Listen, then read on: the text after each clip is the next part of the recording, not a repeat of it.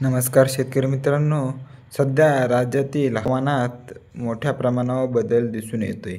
अरबी समुद्राहून उत्तर-पूर्व दिशेने येणाऱ्या ढगांमुळे तसेच बंगालच्या उपसागरातून येणारे ढग आणि दक्षिण महाराष्ट्र, मराठवाडा आणि विदर्भाच्या दिशेने सरकत आहे.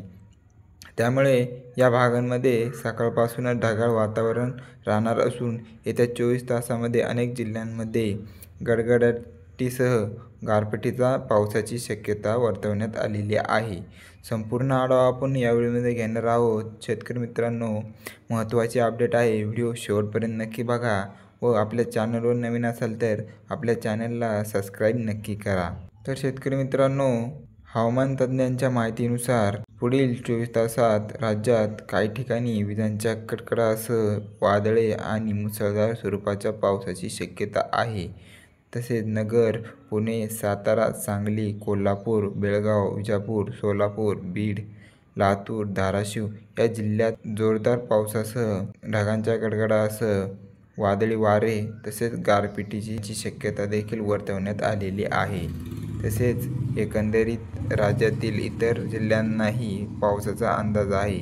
त्यामध्ये नाशिक, छत्रपती संभाजीनगर, धुळे, जळगाव, बुलढाणा, अकोले, वाशिम, हिंगोली, नांदेड, परभणी या भागात विखुरलेल्या स्वरूपात ढगांच्या गडगडाटासह पावसाची शक्यता आहे.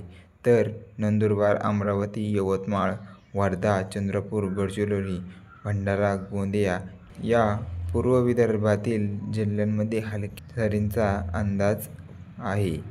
तसेच कोकणातील पालघर, ठाणे, रायगड, रत्नागिरी, सिंधुदुर्ग या भागात तुरळक ठिकाणी ढगांच्या गडगडाटासह पावसाची शक्यता आहे. हवामान तज्ज्ञांनी सांगितलंय या सर्व भागांमध्ये काही ठिकाणी हलकी गारपीट होऊ शकते. तर शेतकरी मित्रांनो, ही होती महत्त्वपूर्ण अपडेट. आपल्याबरोबर इतरांना पण शेअर करा व तसेच आपल्या चॅनलला सबस्क्राईब नक्की करा. धन्यवाद.